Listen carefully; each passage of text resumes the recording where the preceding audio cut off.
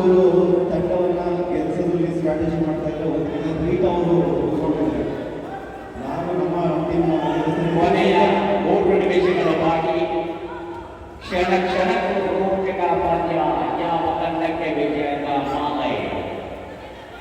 ಒಂದು ಸಣ್ಣ ತಪ್ಪು ಕೂಡ ತಂಡದ ಗೆಲುವನ್ನು ಆಚೆ ಮಾಡಿಬಿಡುವಂತಹ ಸಾಧ್ಯತೆಗಳಿರುತ್ತೆ ಕಬಡ್ಡಿಯಲ್ಲಿ.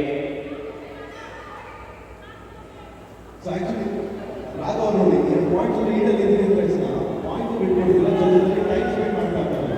ಈಗ ಅವರಿಗೆ ಬೇಕಾಗಿರುವಂತಹ ಸ್ಟ್ರಾಟಜಿ ಟೈಮ್ ಸ್ಪೆಂಡ್ ಮಾಡುವಂಥದ್ದು.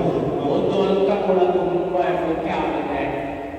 ಒಳಗೋಗಿ ಅಂಕವನ್ನು ಪಡೆಯುವಂತಹ ಪ್ರಯತ್ನ.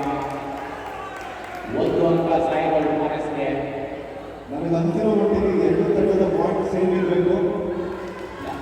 ಸಮಬಲದ